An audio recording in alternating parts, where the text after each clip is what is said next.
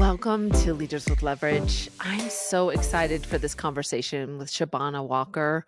Shabana and I have known each other for 3 years now, and it feels like it's just been a blink of the eye. Shabana is an accomplished executive.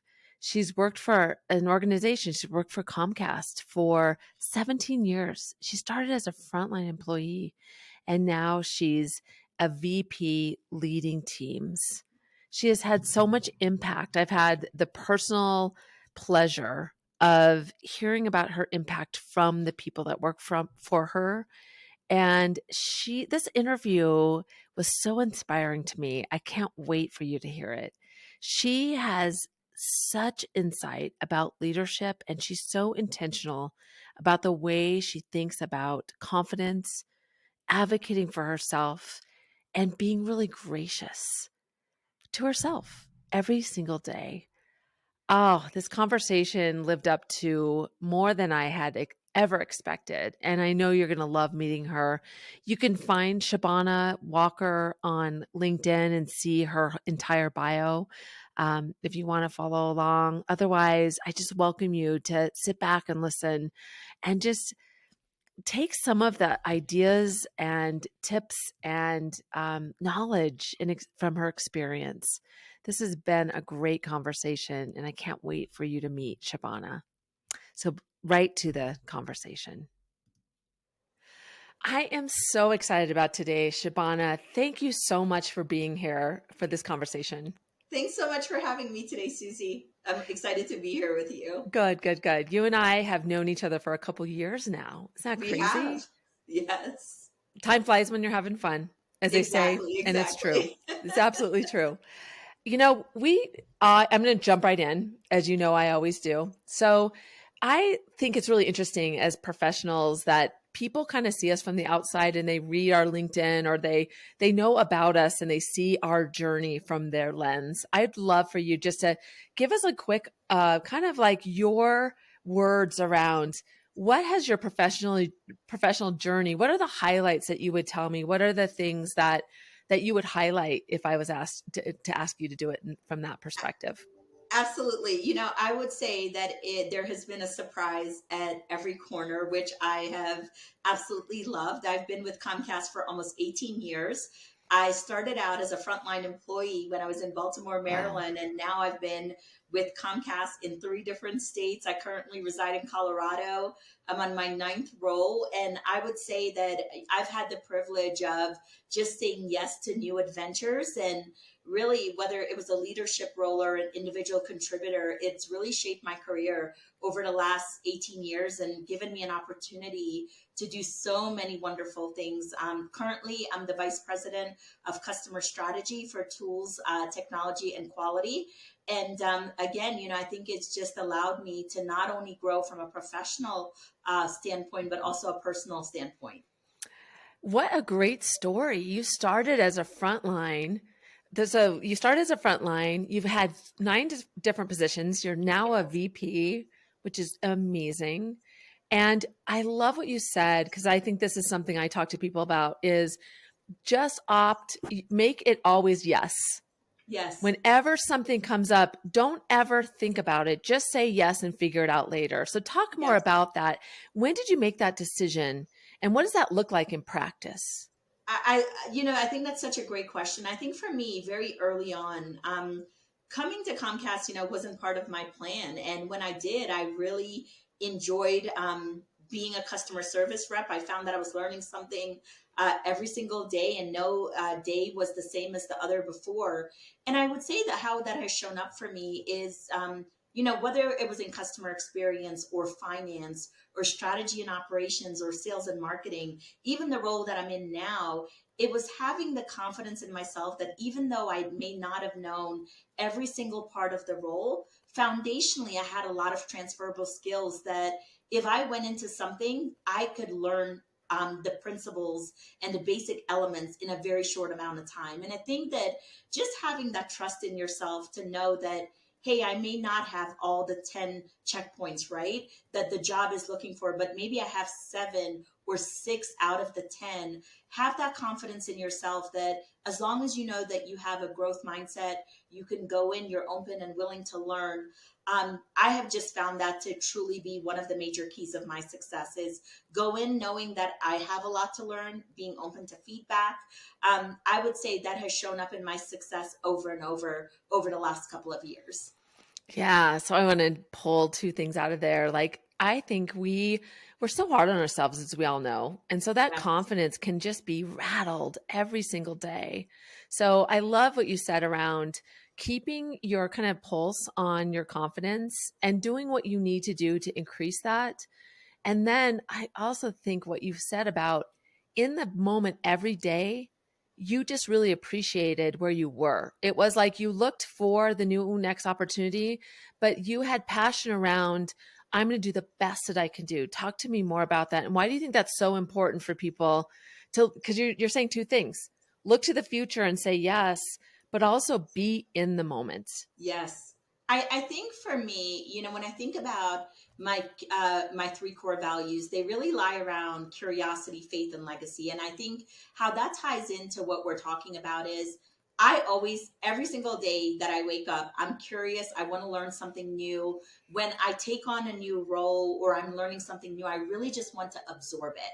I feel like those first couple of weeks, first couple of months, it's easy to get distracted by everything that's going on around you. But if you really stay grounded to learning foundationally a new skill or a new competency that you need to know, you're adding another tool in your toolbox, whether you know it or not. So Hmm. while it's tempting, to go after the next thing in a very quick manner or think about, you know, what should I be doing in the next 3 to 6 months? I find a lot of value in just of sitting still, learning and absorbing as much as I can from the people around me, building those relationships, because I think that, those are the things that help you as you move forward. And I think there's a big part of just having faith in yourself. And I think a lot of our self doubt comes from naturally not knowing what's around the corner or necessarily going Mhm. into a new situation. But knowing that, again, if you have the right attitude of,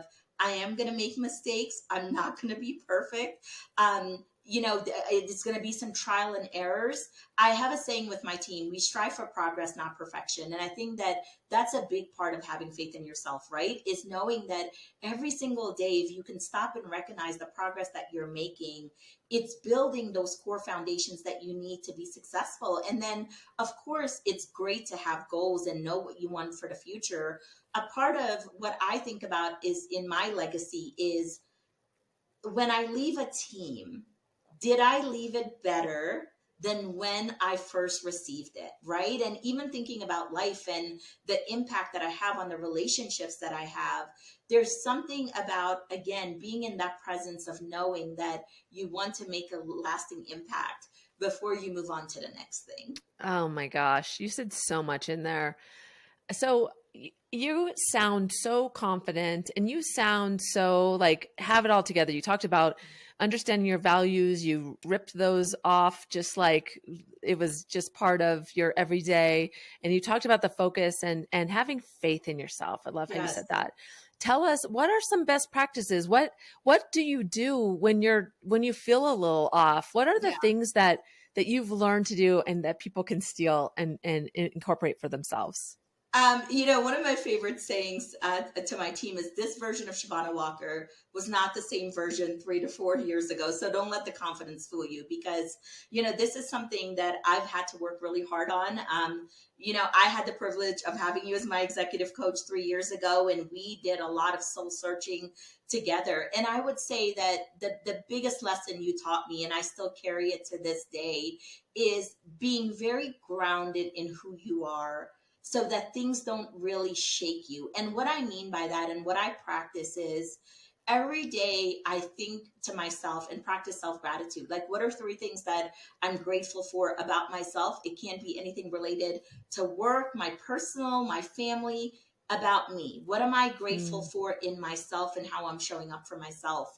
And I would say that's the first thing, right? It's so easy to say what we're grateful for when it comes to our family, our friends, our work, or whatever it might be externally in our environment, but not oftentimes do we take time to self-reflect about why we're so grateful for ourselves. And I also know that I'm not perfect. I've come to terms with that in knowing that every day I'm a work in progress, and that's something that I'm proud of. And I would say the last thing is really around feedback. I am someone that is very receptive to feedback. I think where my mindset has shifted is before, when I would get feedback, it would almost be like a self sabotage cycle that I would put myself through, where, oh my gosh, like if I had only gone back and done this differently, or ouch, like, I didn't show up in the way. I have really grounded myself that regardless if I get positive or constructive feedback, foundationally, it doesn't really change in who I am in the sense of the self worth that I've built for myself. When I get feedback, I take it, I process it, and I think about what I can do differently. And I'm also learning not to apologize. One of the things that I think we do just as human Hmm. beings, we say sorry a lot for things that we do not need to be sorry for. So if I made a mistake on a presentation, or, I didn't show up as my best, what I start off with is, thanks so much for that feedback. I really appreciate you looking out for me. Versus saying, you know what, I'm so sorry that I let you down. I'm so sorry I didn't catch that. Because I feel like what it is allowing me to do is reshape my mind when it comes to myself, and knowing that I have to give myself grace. I have to give myself forgiveness, just like I give it to other people. So I would say those would be like three of my top tips: is take it easy on yourself. There's always the next time. There's always, the next day, where you can really just kind of tweak or fine tune something to your liking. Oh my gosh. Okay, so I'm going to really check myself on the word sorry. I'm going to write that down because I think I know that, but I still hear Yeah. myself say it so Yes. much. Yes, It's just absolutely. crazy. And you said data. I love this saying, if you look back on your past self and you don't cringe, then Yes. you're not growing. And Yes. so that's what made me think of that. And I also think, Thanks for the Feedback is a book that I think is amazing. As you know, I've Yes. tell everybody I'd be a millionaire if they gave me a kickback for it. But it's taught me that our blind spots are blind spots. Yes. We Exactly. can't ever see them ourselves. Exactly. And so that has given me permission to just be really open because you're a discovery. You're in process all the time. The other thing I always tell people too, whether again it's at work or at home, is you're my rear view mirror to help me find those spots. And I think by just being open to Yeah. people that, hey, I am open to feedback. I'm not always going to get it right. It also creates that two-way dialogue that maybe when you don't get it right, people feel more comfortable Hmm. coming to you to give you that feedback. And I think that's another thing that's really important is, as we think about our self-growth, you have to be open to other people coming to you and sharing what they're seeing. Because if you don't create that environment, I think people are not likely to come to Mm-mm. you, which could end up hurting you in the long run, right? Absolutely. I think that Yeah, is really key. And watching yourself and how you respond, not just exactly. verbally, but non-verbally, because you want Exactly. to keep it an open dialogue. Exactly. Yeah. So tell me, can you think back on your career? Maybe you can share a story with us, maybe an inflection point where you really can look back and go, okay, that was a moment that really kind of gave me some momentum, or I learned something that you've been talking about. Anything that comes to mind for you? I know I'm just throwing it out there. No, I think that's a great question. I think back to this most recent role that I'm in. I've only been in this role for 6 months, and I'm in charge of three pretty big parts of our business. And coming in, I knew foundationally I had some of the knowledge and the leadership that I would need to ensure that our team was successful. But this to me was really a growth moment for me. I think I remember I wasn't even in this role like 30 days in, and I was talking to one of my colleagues, and they said, you are like radiating and exuding joy. And I was like, wait a minute, tell me a little bit more. And they're like, you were always a go lucky and happy person, but something has switched. And I think for me, just coming into this role, it's really stretching all of those muscles that I want to grow in. It's allowing me to be curious. It's allowing me to be strategic. It's allowing me to take risk. And the team that I have the privilege of working with, I mean, phenomenal doesn't begin to describe this group that I have a chance to work with. I mean, the things that I am learning from them every single day, I know that regardless, whether I'm with them the next year, 5 years, 10 years, whatever it may be, foundationally, they taught me so much in the last 6 months that it is really a pivotal point in my career. It has allowed me to evaluate really the choices that I thought that I wanted to make over the next 12 to 18 months. It's giving me confidence in areas that I never thought I would have. It's allowing me to speak on things that if someone had said to me a year ago, hey, can you talk about this? I would have said, yeah, right. And I think that we all have those big moments. Whether it's taking on a new role or a project or even mentoring and guiding someone where it's really that pivotal moment. I mean, this role brings me a lot of joy, not only because of what I'm learning, but the people that I get to interact with and the difference that we get to make. And every day I look forward to it because I feel like, again, it's a new adventure ahead. I know I'm going to learn something else. I'm going to be challenged to think differently, which are all things that I'm really enjoying. Gosh, I love what you said around what I heard you say about the people around you is you look for their superpower, you understand their Yes, superpower, and you really lean into. I know this word is really used a lot, diversity. And yes, I just mean what makes them really different. And so yes. that you can celebrate that. And I heard this one woman say, being open to diversity is hard because if you're surrounded by people that think like you, it just makes doing work so much easier.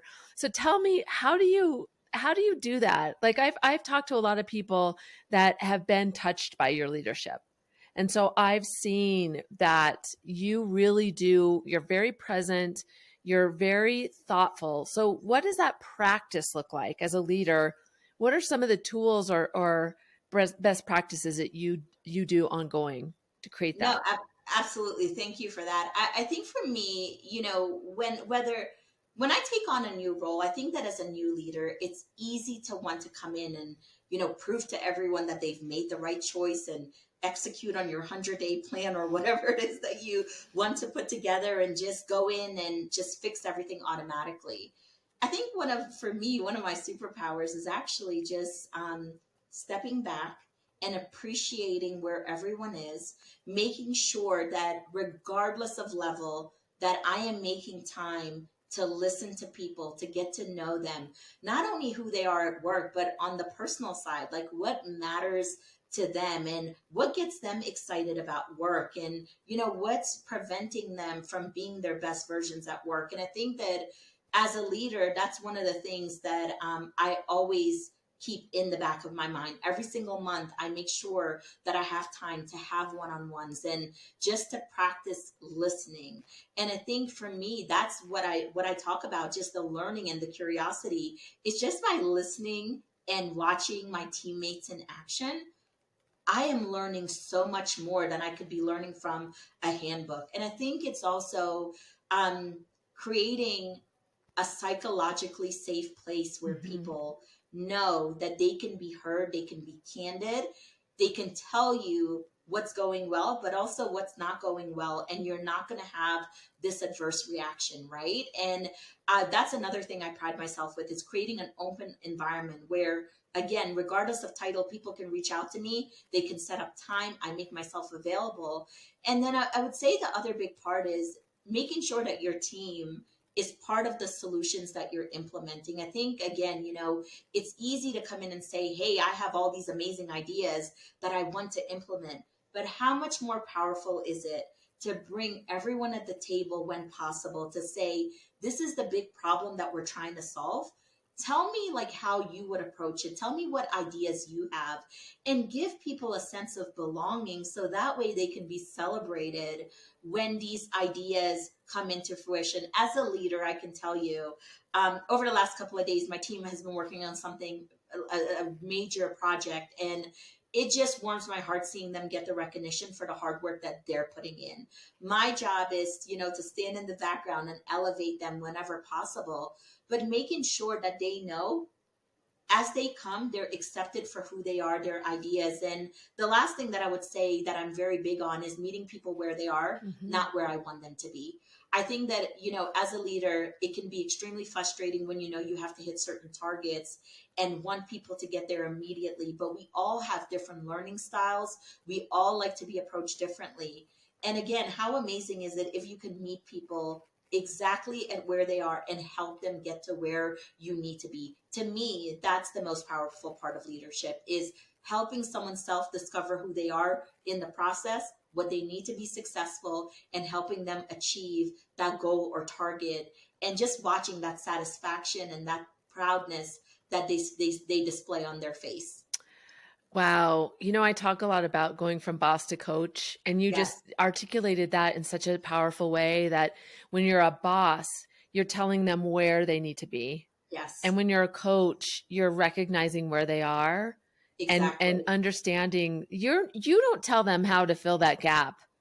You need to help them have these like aha moments so Yes, that they can find it.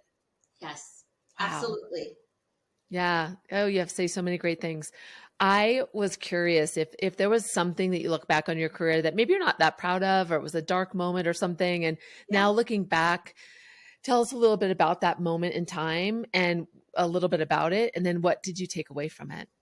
Absolutely. I mean, I've had a very long career, and not everything has been perfect, right? And I look back at those moments, and it's actually shaped me into who I am today. I think about a situation that I had a couple years back that really just destroyed my self confidence and Mm, my self worth. And I was a newer leader, I'd taken on a pretty big role, and there was a lot of changes in the organization. And I remember being in a meeting and just being spoken down to by a direct leader in front of all of their peers, and just remember feeling how deflated I felt. mhm. And I walked away from that situation, and it took me, honestly, and it was 6 months that I was just in a really bad place. I questioned, whether I could be successful in this role, whether I could be successful in this company, and just really just who I was as a person. Like, it just deflated me. And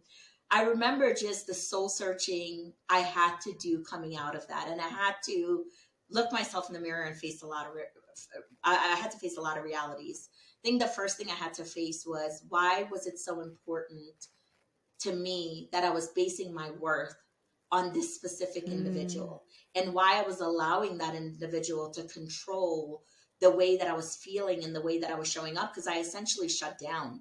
And anyone that knows me knows that that's not my personality. And, there was a lot of soul searching. I had to really find the courage to make sure that I was comfortable with coaching up. And it was not something that I was comfortable in this situation. And I remember there was a lot of debate and internal just chaos happening, whether I even wanted to do this or I just wanted to leave the company and to just not have to deal with it. And I remember just thinking that I was setting the tone, not only for myself, but really everyone that I was mentoring and leading, because ultimately what I decided was going to impact them in one way or another. And for me, it was in that moment that I knew that I had to stand up for myself, because what had happened to me, it wasn't right. And I think mm. that for me, just finding that courage to go to that individual to say, hey, I'm not sure if you know this, but this is your impact that you've had on me.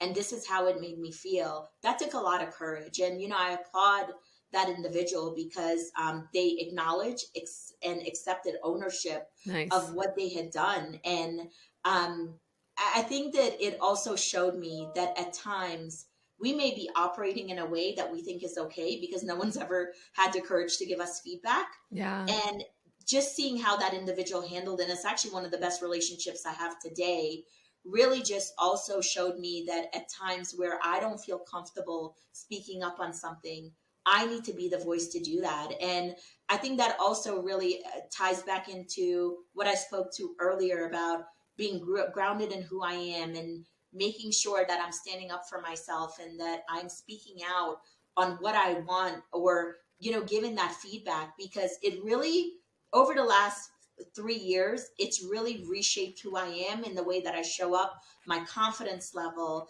my level of contribution, my level of self belief. And so Mhm. I would say that was very a dark moment in my career where, to be quite frank with you, I was not sure if I was going to rebound from it. But I'm glad that I did, because if I hadn't, I wouldn't be in this seat today. And the biggest lesson that came out of it for me was advocating for myself and not feeling guilty because I had to do that. Gosh, this is such gold. People have to rewind and listen to that again because that was so good. And the one thing that I'll say that I heard you say is zooming out of a situation away from the emotions to Yes. then figure out what you need to do. But then even doing that sounds really easy, but having the courage for yourself. Yes.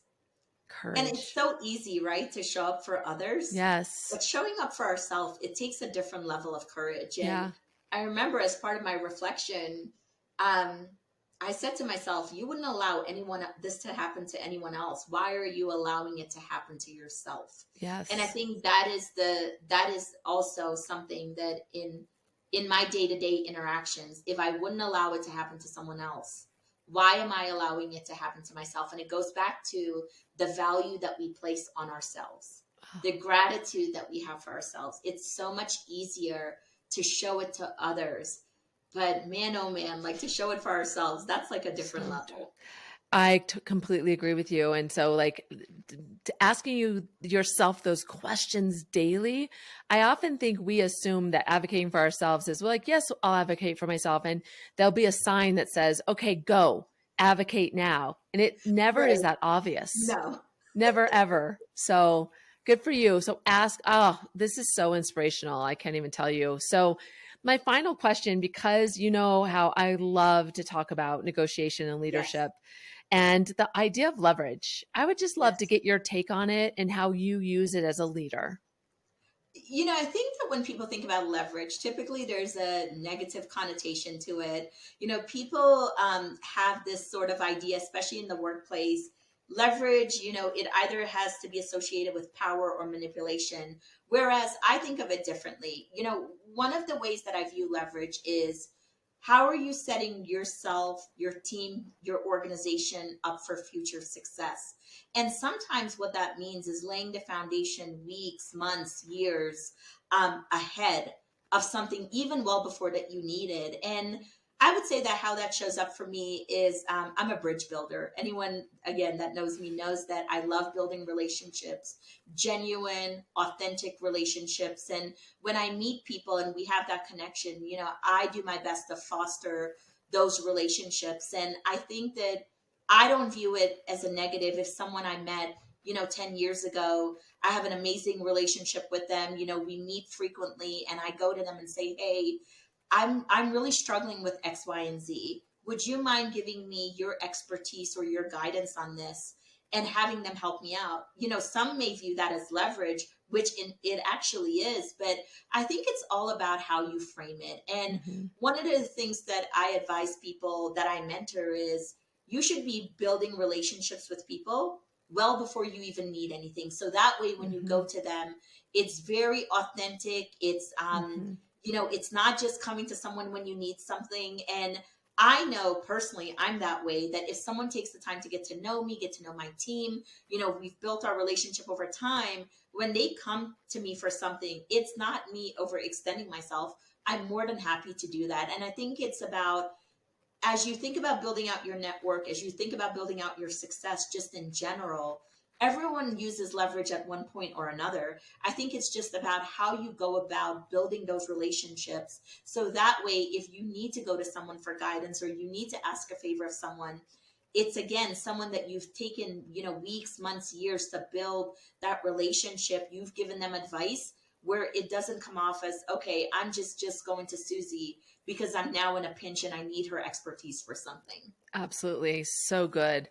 So good. Okay. So you're a bridge builder. I love what you said about leverage. So, as a bridge builder, I'm just going to say you're on LinkedIn. You share some amazing stuff. people can find you there. And I'm going to, kind of seed the idea. You don't mind if people connect with you there. I do not. I love connecting with people. I've met so many cool people on LinkedIn all over the world. It's one of my favorite things to just chat and have coffee, whether in person or virtually. So I don't mind it at all. Shabana Walker, you have been amazing today. So much gold in this episode. Thank you for being here and showing up and really sharing the leverage you use, but the secrets to your success. Thank you so much, Susie. I'm forever grateful for you. I love our relationship, and I'm just so happy to be here with you today. Thanks so much for joining us. Until next time.